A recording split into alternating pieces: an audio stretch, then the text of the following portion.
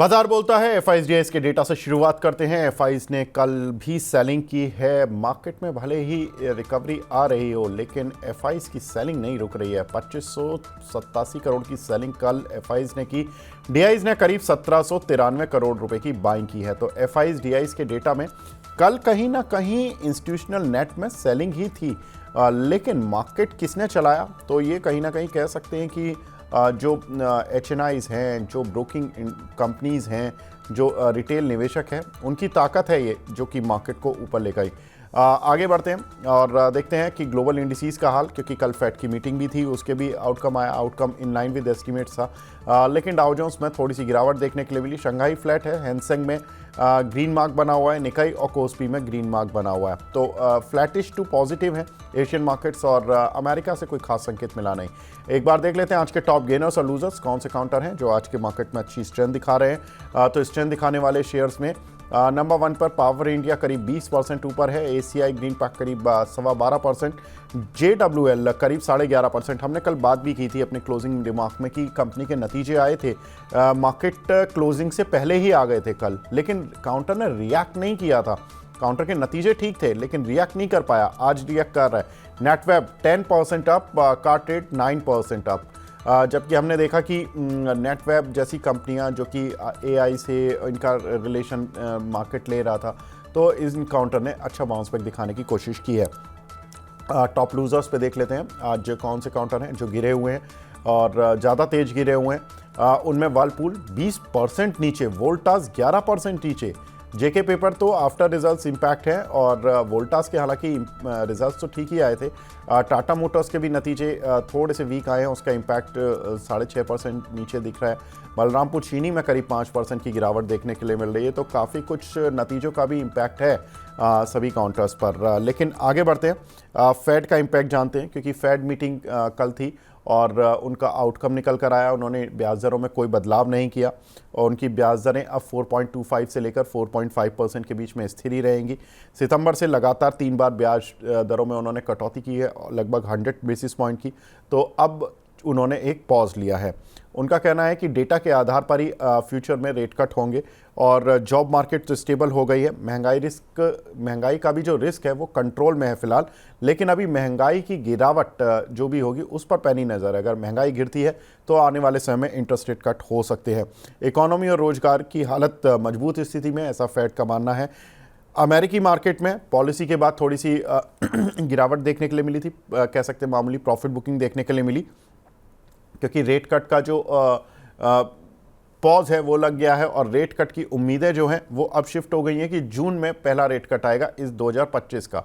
तो ये एक अलग चीज़ है। और दूसरा, मार्केट मान रहे कि जो दूसरा रेट कट होगा वो साल के अंत में होगा, यानी कि 2025 के एंड में आते आते मिलेगा। तो 2 रेट कट जो फेड ने बताए थे वो एक जून में, एक साल के एंड में मिलने की बात है। हालांकि डोनाल्ड ट्रंप उन पर प्रेशर बना भी रहे हैं। इन्वीडिया के शेयर में जो एआई से जुड़ी कंपनी है, उसमें कल भी फिर 6% की एक बार फिर गिरावट देखने के लिए मिली है। पहले मैं फेड पर ही रिएक्शन लेना चाहूँगा। अविनाश सर, क्या लगता है फेड का क्या कुछ इम्पैक्ट होगा इंडियन मार्केट पर?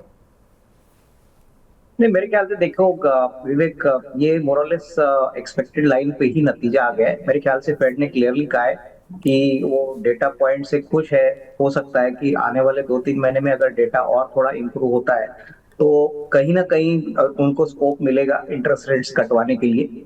इकोनॉमी में मेरे ख्याल से जिस प्रकार से डेटा पॉइंट्स आ रहे हैं, इस बात में कोई डाउट नहीं कि मैन्युफैक्चरिंग वहां पे पिकअप हो चुका है और इन्फ्लेशन ओवरऑल एक सॉफ्टनिंग ट्रेंड दिखा रहा है। तो मुझे लगता है कि ये सारी बातें इंडियन मार्केट्स के लिए भी अच्छी है। अगर मान के चलिए कि अगर 2-3 महीने के बाद अगर यूएस इंटरेस्ट रेट्स काटता है तो इंडियन मार्केट्स में भी उम्मीद रहेगी। अभी ये जो आरबीआई का ओपन मार्केट ऑपरेशन हो चुका है, जो अभी वो मार्केट से कर रहे हैं, तो इससे एक संकेत मिला है कि डेफिनेटली गवर्नमेंट और आरबीआई कोशिश करेगा कि इंटरेस्ट रेट्स में कोई कटौती हो सकता है अगले 3 महीने में आपको शायद रेट कट साइकिल शुरू हो इंडिया में भी। तो ये मेरे ख्याल से ओवरऑल मार्केट्स के लिए पॉजिटिव रहेगा। इन्वीडिया के शेयर में सर कल फिर 6% की गिरावट देखने के लिए मिली। सर एआई शेयरों में ये हो क्या रहा है? परसों गिरे थे, 3 दिन पहले गिरे थे, फिर रिकवर हुए, परसों कल फिर गिर गए। सर इनमें डरना चाहिए? इंडियन एआई शेयरों में भी डरना चाहिए क्या? देखिए मुझे लगता है कि इंडिया में तो ऐसे कोई बड़ी एआई की कंपनियां है नहीं, और मुझे लगता है कि जिस प्रकार से ये सारी कंपनीज बढ़ गई थी, कहीं ना कहीं मार्केट थोड़ा सा हिल गया है कि ये जो चाइना का नया एआई का सॉफ्टवेयर आ गया है, ये कितना बड़ा है, कितना इम्पैक्ट होगा। देखिए कोई भी नया सॉफ्टवेयर या कोई टूल एआई का आता है तो उसको इम्पैक्ट करने के लिए थोड़ा समय लगता है। मार्केट्स उसको थोड़ा सा ज्यादा ही ओवर एक्सपेक्टेशन या ओवर पेसिमिज्म से देखती है। तो मुझे लगता है कि थोड़ा सा टाइम रुकना शायद जरूरी होगा, क्योंकि कहीं ना कहीं मार्केट में थोड़ा पैनिक है कि ये सारी कंपनीज को जो जिस प्रकार से वैल्यूएशन मिल रहा था, वो वैल्यूएशन थोड़ा सा हिट हो गया है। क्योंकि अभी ये एक बात क्लियर है कि अगर ये सक्सेसफुल होता है चाइना का एआई, तो इसका मतलब क्या है कि निविडिया की जो मोनोपोली थी वो निकल गई, और उसी कारण से आपको ये शेयर में गिरावट देखने को मिल रही है। और वही कारण है कि जो कंपनियां डेटा सेंटर से रिलेटेड है और निविडिया के चिप्स यूज करते हैं, वहां पे भी भारी बिकवाली आपको देखने को मिली। लेकिन बहुत सारी इंडियन कंपनीज ने क्लेरिफाई किया है कि अगर ये एआई टूल वाकई में सक्सेसफुल होता है तो इनफैक्ट डेटा सेंटर की डिमांड तो और भी बढ़ेगी। तो मुझे लगता है कि थोड़ा समय आपको देना है। इमीडिएटली कोई पैनिक में कोई स्टॉक को बेचने की हरकत ना करे, क्योंकि नंबर्स आने के बाद ही आपको एक ये दिलासा होगा कि एक्चुअली कितना डैमेज हो चुका है। एआई में काफ़ी कुछ इनोवेशंस चल रहे हैं, अब कॉस्ट साइड पर चल रहे हैं इनोवेशन, कॉस्ट को रेशनलाइज करने के लिए, कॉस्ट को कम करने के लिए। ये अच्छी बात है, लेकिन उसका इम्पैक्ट देखना होगा आने वाले समय में किस तरह से देखने के लिए मिलेगा। सर, जैसे ये जो कंपनी है अनंतराज, मोस्टचिप, एएसएम टेक, नेटवेब, इस तरह की जो कंपनियां हैं, जो कि डायरेक्टली हम कह सकते हैं कि नहीं है एआई की कंपनियां, लेकिन कहीं ना कुछ इनका रोल है एआई से जुड़ा हुआ, इन पर क्या व्यू रहेगा सर आपका? नहीं, मुझे लगता है कि देखो, नेटवर्क टेक्नोलॉजीज की बात करें या अनंतराज की बात करें, तो देखिए अनंतराज के कंपनी के मैनेजमेंट ने एक बहुत अच्छा क्लेरिफिकेशन दिया है कि ये जो टेक्नोलॉजी है इससे उनके लिए तो अच्छी बात है, क्योंकि लॉन्गर टर्म में डेटा सेंटर की डिमांड और भी बढ़ेगी। क्योंकि डेटा जिस प्रकार से इंडिया में जनरेट हो रहा है विवेक, उसमें कोई डाउट नहीं कि डेटा सेंटर की डिमांड तो अगले 5-10 साल के लिए रहेगी। और अनंतराज को, जैसे मैं हमने आपके चैनल पे भी पहले भी कहा है कि इनका सबसे बड़ा जो एडवांटेज है कि इनके पास इंफ्रास्ट्रक्चर और जो फैसिलिटी है वो ऑलरेडी बनी हुई है। तो इनका कॉस्ट जो है वो दूसरों प्लेयर से काफी कम है। और यहाँ पे तो बड़े इन्वेस्टमेंट आ रहे हैं, जैसे रिलायंस इसमें बड़ा इन्वेस्टमेंट कर रहा है, अडानी ग्रुप कर रहा है। तो मुझे नहीं लगता कि इसमें कोई घबराने की बात है। हाँ, शॉर्ट टर्म में हो सकता है कि थोड़ी बहुत पैनिक हो, बट मेरे ख्याल से फाइनली नंबर्स पे आपको फोकस करना है। और दूसरी बात, प्रमोटर्स अगर आनंद राज की बात करें तो उन्होंने ऑलमोस्ट 100 करोड़ का इन्वेस्टमेंट 730 रुपए में किया है। तो हम तो यही कहेंगे कि जिसको थोड़ा सा रिस्क एपिटाइट जो हेल सकते हैं, उनको तो ये भाव से खरीदनी करनी चाहिए। लॉन्ग टर्म में मुझे लगता है कि अच्छी खासी कमाई होगी। ये थोड़ा सा शॉर्ट टर्म में जो वोलेटाइल ट्रेंड है वो भी आगे निकल जाएगा, लेकिन लॉन्गर टर्म में डेफिनेटली इसमें कोई डाउट नहीं कि data centre business will flourish in India. ठीक बात है, तो डेटा सेंटर बिजनेस फ्लरिश करेंगे इंडिया में, और उसमें बहुत कम कंपनियां हैं जो लिस्टेड हैं, लेकिन उन पर भी आज विस्तार से बात करेंगे। डेटा सेंटर पर ही आज हमारा स्टॉक एक्सरे भी है। आगे बढ़ते हैं, और एक इम्पॉर्टेंट खबर सर, एग्री कमोडिटीज़ के प्राइजेस में ज़ोरदार तेज़ी देखने के लिए मिल रही है इंटरनेशनल मार्केट में। कल हमने देखा कि इंटरनेशनल मार्केट में कॉफ़ी, गेहूं, मक्का, चीनी सभी की कीमतें 1 से 3% तक बढ़ती हुई दिखाई दी। कुछ माना जा रहा है कि साउथ अमेरिका में कुछ उनकी जो फसलें हैं उन पर उनका जो प्रोडक्शन है वह कम आता हुआ दिख रहा है। सर, कैसे देख रहे हैं एग्री कमोडिटीज़ के अगर प्राइजेस बढ़े और तो उसका क्या कुछ इम्पैक्ट होगा इंडियन कंपनीज पर जो एग्री कमोडिटीज से जुड़ी हुई हैं? दूसरा, उसका इम्पैक्ट क्या होगा महंगाई पर? नहीं, देखिए पहली बात तो महंगाई पे डेफिनेटली ज्यादा असर होगा, क्योंकि अगर फूड इन्फ्लेशन बढ़ता है तो ओवरऑल इन्फ्लेशन का आंकड़ा नीचे इतना आसानी से नहीं आएगा। और क्लियरली डोमेस्टिक प्रोडक्शन कितना है, उसमें कितना हमारा प्रोडक्शन बेस है, कितना हम इंपोर्ट करते हैं, वो भी मेरे ख्याल से एक बार आपको देखना पड़ेगा। और ओवरऑल मुझे लगता है कि जो कॉफी की कीमतें अभी बढ़ी है, तो उसका सीधा असर जो कंपनीज है, जैसे टाटा कंसोलिडेटेड है, उसके बाद कंसोलिडेटेड कॉफी है, ये प्लेयर्स को डेफिनेटली कुछ ना कुछ तो फायदा होगा। क्योंकि देखिए अल्टीमेटली कमोडिटी है, जब भी इनके एंड प्राइसेस बढ़ते हैं तो ऑब्वियसली इनको भी इनके सेलिंग प्राइसेस में बढ़ोतरी मिलती है। तो आई थिंक एक आध क्वार्टर शायद आपको वेट करना पड़े, क्योंकि ये तो 1-2 दिन में ही डेवलपमेंट्स आए हैं। एक आध क्वार्टर अगर ये प्राइसेस कंटिन्यूअसली एलिवेटेड रहते हैं तो फिर मेरे ख्याल से जो बनाने वाली जो कंपनियां है जो एग्री स्पेस में काम करती है जैसे टी कॉफी है, तो वहां पे आपको डेफिनेटली अच्छी खासी ग्रोथ मिलेगी। रही बात मक्का की, तो देखिए गुजरात अंबुजा एक्सपोर्ट्स जो सबसे बड़ा कॉर्न प्रोसेसिंग प्लेयर है, इनके लिए ऑब्वियसली रॉ मटेरियल कॉस्ट बढ़ जाएगा, तो कितना ये पास थ्रू कर सकते हैं, कितना कस्टमर्स इनका इंक्रीज सहते हैं, क्योंकि ज्यादातर इनके एक्सपोर्ट और डोमेस्टिक कस्टमर्स दोनों है। तो आई थिंक थोड़ा सा समय विवेक वेट करना पड़ेगा, but directly I think raw material के खर्चे बढ़ेंगे काफी कंपनीज के लिए, और काफी कंपनीज के लिए एंड प्रोडक्ट का प्राइस बढ़ता है तो उनके लिए तो रेवेन्यू ग्रोथ और भी अच्छा रहेगा।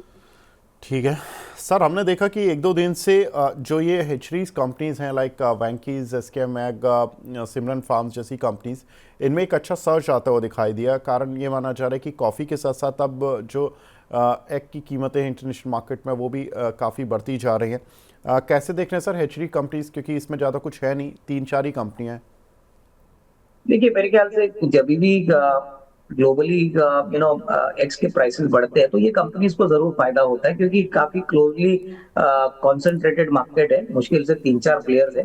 तो यहाँ पे मैं यही कहूंगा कि जो डोमेस्टिक कंपनीज है जिनका नेटवर्क अच्छा है, जिनका रिटेल रीच अच्छा है, उनके लिए ज्यादा फायदा होगा। जैसे वेंकीज है, वेंकीज में रिटेल नेटवर्क इनका काफी अच्छा है, काफी बड़ा B2C बिजनेस है। तो कहीं ना कहीं देखिए इसका असर आपको शायद दिसंबर के क्वार्टर में नहीं, बट शायद मार्च के क्वार्टर में या अप्रैल टू जून के क्वार्टर में नंबर्स में मार्जिन में देखने को जरूर मिल सकता है। एक खबर भी है कि यूएस में एग्स की शॉर्टेज हो गई है और प्राइस लगातार बढ़ रहे हैं, तो ये एक इम्पॉर्टेंट रीज़न है कि इंटरनेशनल मार्केट में जब एग की डिमांड ज़्यादा है और उस समय सप्लाई नहीं आ रही है, डिमांड मान लीजिए उतनी भी है, तो उसकी वजह से थोड़ी कीमतें बढ़ रही हैं और उसका फ़ायदा मिल रहा है कंपनीज़ को, वैंकीज़ जैसी कंपनीज़ को, सिमरन फार्म जैसी कंपनीज़ को, जिनमें कि अच्छी तेज़ी देखने के लिए मिली है। लेकिन एक अच्छा डेवलपमेंट सर जो इंडिया के लिए कहा जा सकता है वो है कच्चे तेल की कीमतों में गिरावट। कल भी हमने देखी, अब $80 से धीरे धीरे सॉफ्ट होकर $76 तक तो आ चुका है क्रूड ऑयल। कैसे देख रहे हैं सर ऑयल मार्केटिंग कंपनीज़ को और ऑयल एक्सप्लोरेशन कंपनीज़ को लाइक सेल एंड वेदांता, और oil marketing companies like HPCL, IOC, BPCL? नहीं, मेरे ख्याल से देखो मैक्रो लेवल पे अगर क्रूड कम होता है प्राइस तो हमारे लिए अच्छा है, क्योंकि हमारा ट्रेड डेफिसिट कम हो जाएगा। कहीं ना कहीं इसका करेंसी के ऊपर भी पॉजिटिव इम्पैक्ट प्ले होना चाहिए। और रही बात ऑयल मार्केटिंग कंपनीज की, तो देखिए ऑलरेडी दिसंबर क्वार्टर में सारी जो ऑयल मार्केटिंग कंपनीज है जैसे BPCL है, HPCL है, IOC है, नंबर्स काफी अच्छे आ गए हैं। ग्रॉस रिफाइनिंग मार्जिन भी ठीक ठाक है। तो अगर क्रूड में और थोड़ी गिरावट आती है तो ये डेफिनेटली ऑयल मार्केटिंग कंपनीज को ज्यादा फायदेमंद रहेगा, क्योंकि इनका रॉ मटेरियल कॉस्ट क्रूड के प्राइस के ऊपर डिपेंडेंट होता है। लेकिन जो अपस्ट्रीम कंपनियां है जैसे वेदांता है, उसके बाद सेलन है, ऑयल इंडिया है, मुझे लगता है कि इनके लिए दिक्कत होगी, क्योंकि इनकी प्रॉफिटेबिलिटी तब सुधरती है जब क्रूड के प्राइसेस बढ़ते हैं। तो अपस्ट्रीम के लिए शायद थोड़ा सा तकलीफ वाला काम हो, क्योंकि उनको रियलाइजेशंस कम मिले। तो कहीं ना कहीं मेरे ख्याल से ऑयल मार्केटिंग कंपनीज पे फोकस करना चाहिए। अगर ये ट्रेंड और भी वीक होता गया तो जो ऑयल रिलेटेड जो सेक्टर्स है जैसे पेंट हो गया, कार्बन ब्लैक हो गया, केमिकल हो गया, इनके लिए भी अच्छी खबर है, क्योंकि इनके रॉ मटेरियल के खर्चे भी कम होंगे। और ये मेरे ख्याल से ओवरऑल मार्जिन इंप्रूवमेंट के लिए अच्छा एक पॉजिटिव डेवलपमेंट रहेगा। ठीक है, आगे बढ़ते हैं, कुछ एक नतीजों की बात करते हैं सर। टाटा मोटर्स के नतीजे एक बार फिर डिसअपॉइंट कर गए स्ट्रीट को, और रेवेन्यू में ज़रूर करीब 2.5% का जंप देखने के लिए मिला, लेकिन नेट प्रॉफिट में 22% की गिरावट देखने के लिए मिली है। एबिटा भी 15% डाउन रहा है और मार्जिन्स में करीब 240 बेसिस पॉइंट की कमी देखने के लिए मिली है। तो टाटा मोटर्स के नतीजे थोड़े से उम्मीद से कम रहे हैं, जिसका इम्पैक्ट हमने देखा कि काउंटर में आज गिरावट है। सर कैसे देखें, टाटा मोटर्स रिवाइव होगा यहाँ से या नहीं होगा? नहीं, मुझे लगता है कि देखिए टाटा मोटर्स जरूर रिवाइव होगा, लेकिन सबसे बड़ा चैलेंज उनका कमर्शियल व्हीकल और पैसेंजर कार बिजनेस पे है। आई थिंक दोनों बिजनेसेस में थोड़ा सा सॉफ्टनेस देखने को मिल रहा है। मेरे ख्याल से कहीं ना कहीं मार्केट अनुमान लगा रहा था कि कमर्शियल व्हीकल में जो स्लो डाउन हमने अक्टूबर से देखा था वो कंटिन्यूअसली अभी दिख रहा है। तो थोड़ा सा समय जरूर लगेगा। अगर होपफुली गवर्नमेंट इंफ्रा पे ज्यादा फोकस करती है, गवर्नमेंट एक्सपेंडिचर भी बढ़ता है, तो इंफ्रास्ट्रक्चर में डेफिनेटली जो कमर्शियल व्हीकल सेगमेंट है उसकी ग्रोथ आपको अच्छी देखने को मिलेगी। प्लस मार्केट ये भी इंतजार कर रहा है कि आने वाले साल में, that is this financial year में, हो सकता है कि ये जो डीमर्जर प्लान किया है टाटा मोटर्स का, जो कमर्शियल व्हीकल और पैसेंजर कार बिजनेस अलग करना, तो वो भी बहुत इंपॉर्टेंट है, क्योंकि जेएलआर का धंधा अलग होगा, डोमेस्टिक बिजनेस अलग होगा। तो मेरे ख्याल से जिनके पास है वो होल्ड करें विवेक, क्योंकि नंबर्स इतने भी खराब नहीं है, मार्केट ने जितना अनुमान लगाया था उतने ही नंबर्स खराब आ गए। और मैनेजमेंट काफी कॉन्फिडेंट है कि कम से कम एक क्वार्टर नहीं बट 2 क्वार्टर्स में तो होपफुली रिकवर हो जाएगा। तो I think we'll have to wait and watch, but यहाँ पे होल्ड करने की राय। ठीक है, तो यहाँ पर होल्ड करने की राय है। अब टाटा मोटर्स 6.5% गिर चुका है, तो अब यहाँ से कोई निकलने का लॉजिक नहीं बनता है। बजाज फाइनेंस सर, इसके नतीजे कैसे लगे? नेट इंटरेस्ट इनकम तो 22.5% बढ़ती हुई दिखाई दी, प्रॉफिट में 17% का जंप, एनपीएस थोड़े से बढ़े हैं, लेकिन क्या करें सर आप बजाज फाइनेंस में? देखिए नंबर्स भी इन लाइन ही है, कोई ऐसा नहीं है कि कोई जबरदस्त आउट परफॉर्मर वाला परफॉर्मेंस आ गया है। लेकिन मैं कहूंगा कि होपफुली यहाँ पे भी जो ट्रिगर है वो इंटरेस्ट रेट कट का है। होपफुली इकोनॉमी वापस अगर ट्रैक पे आती है, लोग ज्यादा खर्चा करने लगेंगे, और इकोनॉमी में वापस कंजम्पशन रिलेटेड डिमांड आती है, तो डेफिनेटली बजाज फाइनेंस के लिए अच्छी बात रहेगी। अभी भी मैं कहूंगा कि ऐसे चैलेंजिंग टाइम पे इन्होंने अच्छे नंबर दिखाए, और एसेट क्वालिटी थोड़ी सी एलिवेटेड जरूर हो चुकी है, लेकिन इसमें कोई घबराने की बात नहीं है। तो मुझे लगता है कि देखिए ऑलरेडी मार्केट ने स्टॉक का जो परफॉर्मेंस है उसको अच्छी तरह से अप्रिशिएट किया है। लेकिन बड़ी रीरेटिंग के लिए आपको शायद 3 से 6 महीने वेट करना पड़े, जब इंटरेस्ट रेट कट साइकिल शुरू होगा उसके बाद आपको शायद ज्यादा इसमें रीरेटिंग देखने को मिलेगी। बट ओवरऑल एनबीएफसी स्पेस में काफी वेल एस्टेब्लिश्ड कंपनी है, तो डेफिनेटली इसका लॉन्ग टर्म प्रोस्पेक्ट्स तो अच्छा ही लग रहा है। जी सर, अगर इस काउंटर को देखें तो 2023 से ये बार बार 8,000 8100 की रेंज में पहुंचता है, फिर वहाँ से कोई ना कोई खबर आती है, इसको अच्छे से गिरा देती है, 6,000 6500 तक ले जाती है, एंड देन फिर ये काउंटर रिकवर होता है। मैं देख रहा था कि 2023 में ये 8100 गया, एंड फिर ये 2024 की शुरुआत मार्च तक ये करीब 6400 रुपये रहा, फिर ये रिकवर हुआ, और सितंबर तक फिर ये करीब 8,000 की रेंज तक अप्रोच कर रहा था, 7800 तक गया ये, फिर एक बार 6500 तक आया, तो इसका बड़ा आजकल चल रहा है, फिर ये 8,000 8100 की रेंज तक आ गया काउंटर। तो थोड़ा खतरनाक लेवल तो नहीं है, ये इस बार पार कर जाएगा?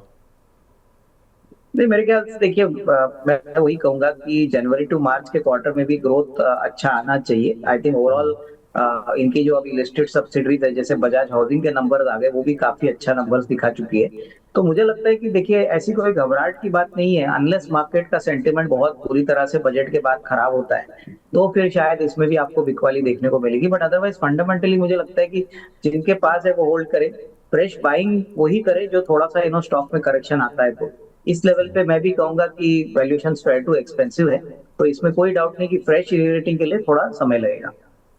ठीक है, आगे बढ़ते हैं। अगला काउंटर सर वोल्टास, जहां पर कि हमने नतीजे तो ठीक ठाक देखे थे, कंपनी लॉस टू प्रॉफिट में आती हुई दिखाई दी, रेवेन्यू में भी 18% का जंप देखने के लिए मिला है, एबिटा भी अच्छा खासा बढ़ा है, 197 करोड़ है वर्सेस 28.4 करोड़, मार्जिन्स भी बढ़े 1.1% से 6.4% रहे।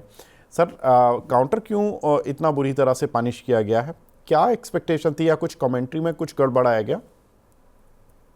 नहीं, मेरे ख्याल से कमेंट्री से ज्यादा मेरे ख्याल से market already I think expect कर रहा था ये नंबर्स, तो इसमें कोई बड़ा पॉजिटिव सरप्राइज नहीं है। क्योंकि देखिए पिछले साल मेरे ख्याल से जो सीजन था वो काफी खराब था, और उस कारण से शायद नंबर्स आपको लाइक टू लाइक बेसिस पे शायद ये दिख नहीं रहे। बट अदरवाइज मुझे लगता है कि ये जो गिरावट आई है थोड़ी सी ओवरली पेसिमिस्टिक पिक्चर की कारण हुआ है। वैल्यूएशंस भी मेरे ख्याल से फेयर टू एक्सपेंसिव है इस लेवल पे। अगर वोल्टास का वैल्यूएशन देखे तो डेफिनेटली सस्ता नहीं है, तो उस कारण से भी हो सकता है कि थोड़ी बहुत मुनाफा वसूली रिजल्ट्स के बाद हो रही है। बट फंडामेंटली कंपनी में कोई प्रॉब्लम नहीं है। होपफुली दिस ईयर फजियन अगर अच्छा होता है तो इनको अच्छा वॉल्यूम ग्रोथ का बेनिफिट मिलेगा।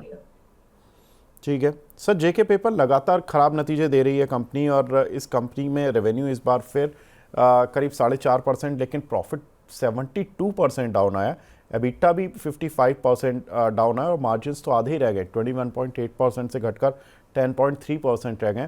सर क्या क्या करें पेपर कंपनीज में, स्पेशली जेके पेपर में?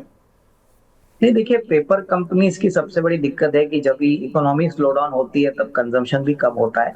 और दूसरी बात, पेपर की कीमतें मेरे ख्याल से करेक्ट हो चुकी है, काफी इंपोर्ट्स पेपर का इंडिया में हो रहा है, तो उसका असर आपको इनके डोमेस्टिक वॉल्यूम्स में देखने को मिला है। मुझे लगता है कि कम से कम एक आध क्वार्टर तो ऐसा ही सिचुएशन रहेगा, क्योंकि अभी भी कोई लग तो नहीं रहा है कि इकोनॉमी में कोई बड़ी अपटिक इमीडिएटली कम से कम अगले 2-3 महीने में आए।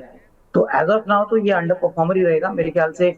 मार्च के क्वार्टर के बाद देखना पड़ेगा कि कितने कीमतें पेपर कंपनियां प्राइस बढ़ाती है, क्योंकि प्राइसिंग काफी इंपॉर्टेंट होता है। प्राइसिंग अगर इंपोर्टेड पेपर का लोकल पेपर के हिसाब से काफी कॉम्पिटिटिव होता है तो डेफिनेटली इनके वॉल्यूम्स हिट होते हैं। तो आई थिंक करंटली तो कोई फ्रेश बाइंग करने की गुंजाइश नहीं है। ठीक है। और जो लोग सर फंसे हुए हैं ऊपरी भावों पर, वो फंसे रहे या मतलब बने रहे इस काउंटर पर? नहीं, बने रहने रह सकते हैं, बट अगेन मैं यही कहूंगा कि कम से कम 3-6 महीने का व्यू लेके काम करें, क्योंकि शॉर्ट टर्म में तो इतना इमीडिएट अपसाइड ना आवे। लेकिन हो सकता है कि अगर पेपर की कीमतें नॉर्मली अप्रैल मई में बढ़ती है तो तभी अगर अच्छा खासा इंक्रीज मिलता है और डिमांड वापस आती है तो ही इसमें एक अच्छा रिजल्ट बन सकता है। ठीक है, आगे बढ़ते हैं सर। कुछ एक नतीजे जो कि आज आने वाले हैं, खासतौर से Adani enterprises, Adani port, flat positive side पर रिजल्ट्स देखने के लिए उम्मीद की जा रही है स्ट्रीट की तरफ से दोनों ही काउंटर्स पर, लेकिन काउंटर ऑलरेडी काफ़ी पिट चुके हैं। सर क्या करना चाहिए इन दोनों पर? नहीं, मेरे ख्याल से देखो, नंबर्स तो अगर इनलाइन आते हैं तो आपको कोई ज्यादा बड़ा अपसाइड देखने को मिलेगा ऐसा नहीं है। बट अगर कमेंट्री अच्छी है, आउटलुक अगर अच्छा आता है और होपफुली अगर परफॉर्मेंस मार्केट के अनुमान के हिसाब से काफी स्ट्रांग आता है, स्पेसिफिकली अगर हम अडानी पोर्ट्स की बात करें, तो मुझे लगता है कि इसमें डेफिनेटली अच्छा एक्यूमुलेशन हो रहा है। बीएल की बात करें तो देखिए बीएल में नंबर्स अच्छे आएंगे क्योंकि बाकी सारी डिफेंस कंपनीज में भी नंबर्स अच्छे आ गए। तो यहाँ पे भी आई थिंक कमेंट्री और बेसिकली डिमांड आउटलुक और ऑर्डर बुक इसके ऊपर फोकस मेरे ख्याल से मार्केट करेगा। अगर यहाँ पे उम्मीद है कि और थोड़े अच्छे ऑर्डर्स जनवरी टू मार्च के क्वार्टर में आते हैं और प्लस होपफुली बजट में भी कुछ अनाउंसमेंट्स बजट सेक्टर को, डिफेंस सेक्टर को लेके आता है, तो डेफिनेटली बीएल में आपको एक अच्छा पॉजिटिव रुझान दिखना चाहिए। ठीक है, बीएल के रिजल्ट से अच्छी उम्मीदें हैं सर को, और अदानी जी की जो दोनों फ्लैगशिप कंपनीज हैं इनके कमेंट्री पर नज़र रहेगी। सर बायोकॉन और गेल, ये दो काउंटर काफ़ी इंपॉर्टेंट हैं, क्योंकि गेल में हमारे काफ़ी सारे दर्शक सवाल पूछते हैं, फंसे हुए हैं, क्या करें सर, नतीजे थोड़े कमज़ोर एक्सपेक्टेड है। बायोकॉन के नतीजे काफ़ी अच्छे टर्न अराउंड एक्सपेक्टेड है, लेकिन काउंटर थोड़ा सा पिछले 2-3 ट्रेडिंग सत्रों से थोड़ा परेशान कर रहा है। क्या करें सर दोनों काउंटर पर? नहीं, मेरे ख्याल से देखिए बायोकॉन में भी नंबर्स अच्छे आएंगे, बट आई थिंक ओवरऑल जो ट्रिगर पॉइंट है वो उनका बायोलॉजिक्स यूनिट है। और कहीं ना कहीं मार्केट ये भी अनुमान लगा रहा है कि इनकी जो सब्सिडरी है वहां पे अच्छा ग्रोथ और होने की पॉसिबिलिटी है, सिंजीन जो उनकी सब्सिडरी है। तो कहीं ना कहीं देखिए बायोकॉन एक ऐसा शेयर है जो दूसरे फार्मा कंपनीज के मुकाबले में काफी स्लो परफॉर्मेंस दे चुका है, अंडर परफॉर्मर है। तो नंबर्स अच्छे आएंगे तो ही आपको अच्छी रेटिंग देखने को मिलेगी, अदरवाइज स्टॉक वही का वही रहेगा। हालांकि इनकी जो सब्सिडरी है वो उनके मुकाबले में अच्छा ग्रोथ दिखा रही है। और रही बात गेल के ऊपर, तो विवेक मुझे लगता है कि देखिए अगर ये कोई ट्रेडिंग माइंडसेट से कोई खरीदता है तो अपने स्टॉप लॉस टाइट रखिए, क्योंकि नंबर्स तो उम्मीद से अच्छे नहीं आए थे। लेकिन आगे भी अगर मैं कहूँ कि अगर गैस का यूसेज इंडिया में होता है तो गैस पाइपलाइंस एक बहुत इंपॉर्टेंट एसेट है जो गेल के पास है। तो लॉन्गर टर्म के लिए डेफिनेटली अच्छी खासी ग्रोथ अपॉर्चुनिटी है, लेकिन शॉर्ट टर्म में स्टॉक एक छोटे दायरे में ट्रेड करेगा।